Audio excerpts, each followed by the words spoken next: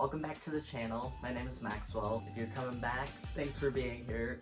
And if you're new here, thank you for clicking on my video. Today I wanted to do a little mini studio tour. And I say mini because I do share this room. It's technically like the gaming room in my house. I wanted to do this video for a couple reasons. One is that I wanted to show you what I do with, the small space that I need. And then the other reason was because I might be moving soon-ish, either in a couple months or within like the year or so is the current estimation. Someday soon this might change, which will be its own separate video when that happens. I think that I should probably just get into it and show you what I do here. Hey, so this is actually a new day because I had to re-record this segment of the video. The rest of the video, as far as I know, should be on the day that I recorded it, but this part will just be a little different. So this is my desk. This is obviously where I do most of the work that I do. This is where I do most of the work, at least for like Instagram and Etsy and everything. I still do like fun art in my room because at the end of the day, art is something that I do on the regular no matter what. So yeah, so this is my desk. I've got this little platform thing, which I usually put my iPad on when I'm like typing up a listing or doing social media stuff. It just gives it a little bit of elevation so that I'm not constantly having the shrimp posture going on. Right now I've got a little painting on there. It's still very much a work in progress. It's, you know how it is. And then over here I've got my water bottle, obviously. This little coaster that I made out of perler beads. I didn't always have a coaster there, but I felt odd having my water bottle just on the wood. I didn't want it to warp. Over here, this is where I keep my work in progresses. Right now I've only got one. I've just got this little guy right here. I still have to finish up painting him and all that. And then these, so this little bin right here is the stickers that I use for my packaging and everything. And then this one right here, this is where I keep all the stickers that I have yet to cut. Right now it's just got logo stickers in it, but I do also use it for stickers that I'm working on cutting when I have sticker designs that are new. But yeah, so that's the desk side of things, and then on to the next part of the video. And here we are on the floor. So obviously over here I've got my trash bin. It used to be back here, just right here, but it kept falling over and spilling paper scraps everywhere. So I kept getting frustrated, and then all of a sudden I just had the idea to put it over there. Not that you needed to know that, but I thought it was important anyways. And then this board that leans against that wall right there, this is what I like to paint mini figurines on rather than painting on my desk. And it is also what I poke holes into my bookbinding paper on top of. I don't know if you'd be able to see on camera, but it's full of holes. So that prevents me from stabbing holes into the entire top part of my desk. And then in this little cubby, we've just got a couple little things, primarily my paper cutter and a ruler. And then this is actually what I really wanted to show you guys. So this is where I keep all my paint stuff, which is really nice because for me, painting with acrylics is a little bit difficult because I feel like there's so much that I have to do to set it up as opposed to painting with Posca pens. I think this once again comes from my background with just drawing on paper, because when you've just got a pencil, you just grab a piece of paper and you just start drawing. But with acrylic paint, you have to grab the colors you need, pour them in the palette, go grab the water, etc., until it's time to clean up, in which you have to undo all that. I know that it sounds like such a weird thing to be picky about, but for me, my art inspiration is sometimes very fleeting. I really benefit from just being able to just get it all out as fast as I can and then refine it later, which is why I have so many work in progresses. That's the main reason why I like Posca pens so much. But now that I have my own little space, having this is really nice because all my paints fit in here, and then all of my palettes fit in this side, along with my brush, my rag, my water cup, which I actually really like this because it's so nice. I am very easily impressed, if you couldn't tell. But yeah, I think that's about it for this area. Let's get on over to the next.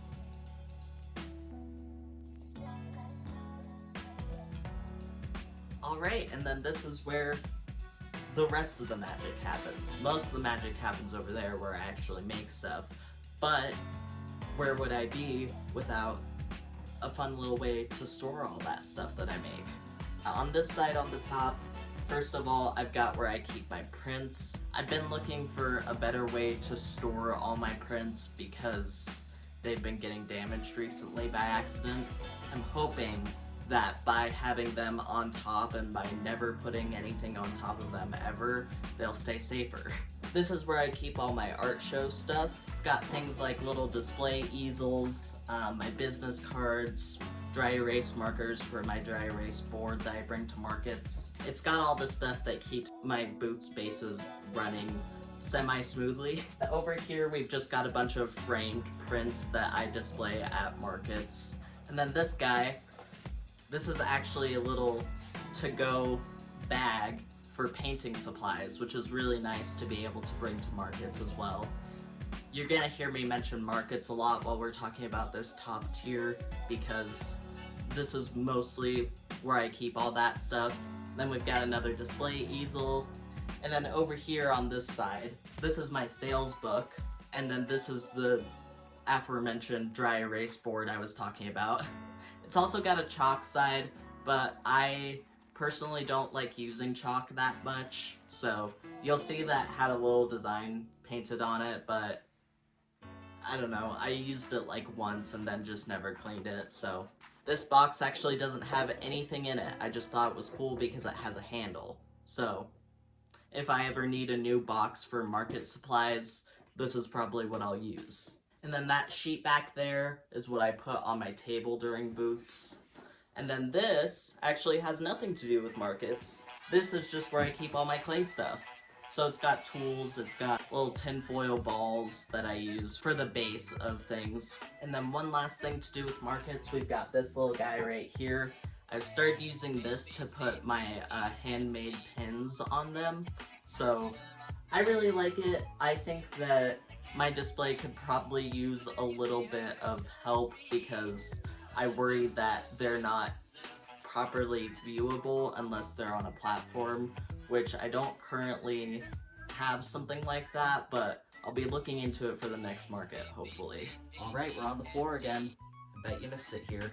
So all these drawers just have various art supplies in them. I'm just gonna go through them real fast because I don't know if anybody is particularly that interested in exactly what I have in these drawers, but, you know, for those who are, this is gonna be your favorite part of the video.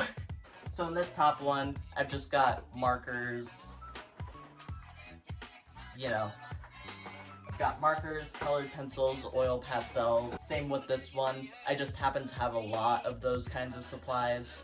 I also am starting to get some watercolors in here. In this one, I've got a little frame that I want to draw something specifically to put in it. I also have more watercolors, and that's basically what's in that drawer.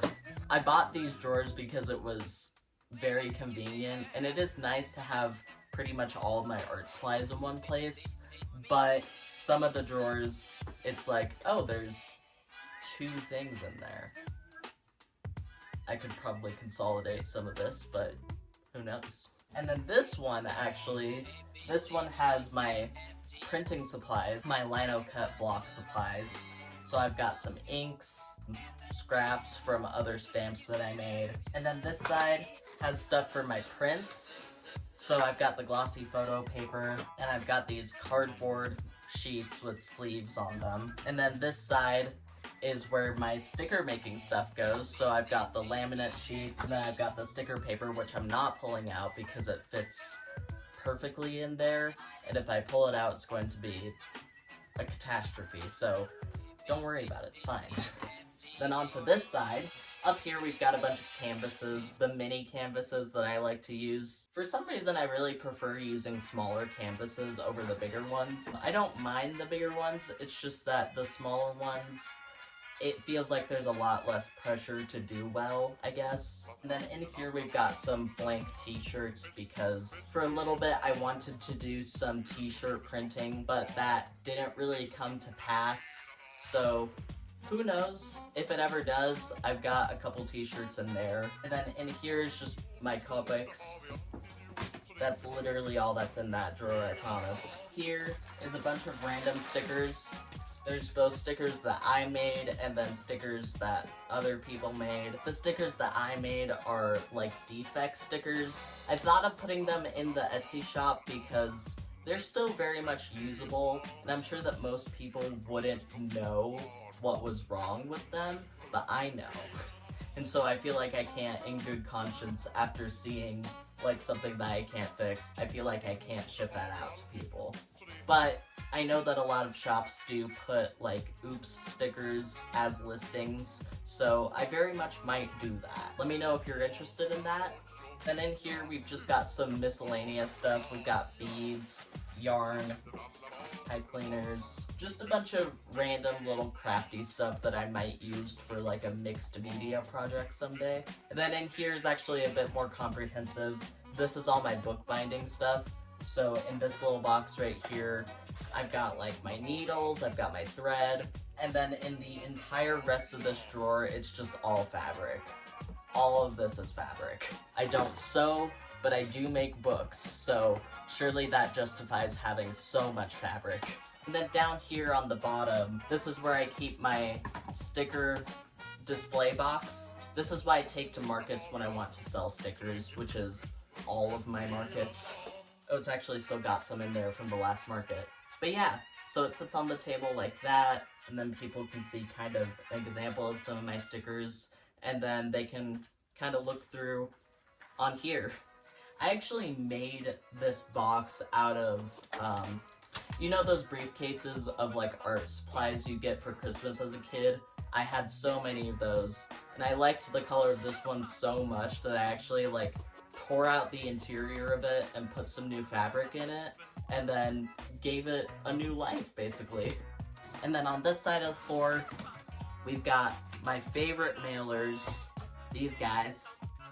I don't know, I just love how nice and official they feel. Whenever I get an order on Etsy that necessitates that I use one of those mailers, I get kind of happy inside because I'm like, ooh, I'm like an official kind of guy. I'm like an official artist, you know? It's just nice. The final thing that I have is this organizer. This is what I put all my stickers in. In these different little tiny boxes, I've got different kinds of stickers. So this one, all my wizard stickers go in. And then this one is kind of like my favorite ones for some reason. Like, you know, I love all my stickers, but these ones just hit different to me. But yeah, I actually got this on sale, like a lot on sale. It was like $15 at Michael's because it's got a giant crack in this side of it, but I don't think I would have bought this if I bought it at full price, to be honest with you. So there is that. I also bought it because I was looking for a new place to store my stickers that wasn't just all over. So it was a nice alternative to have a nice little box to put it in. But yeah, so that's the studio tour. That's what I work with. I actually really like this space because it feels like everything that I need to do, I can do it in here. So it's really nice. I am looking forward to someday having my own, like, designated room for a studio. But for right now, it's just nice that it's not in the same space that I sleep. Thank you so much for watching. And also, before I forget, thank you for the response on my last video. It was hard to put out that video because it came out the same day that Tears of the Kingdom came out. So, like, nobody saw that I put it up until the next day. it was nice to see people supporting my return to YouTube, pretty much.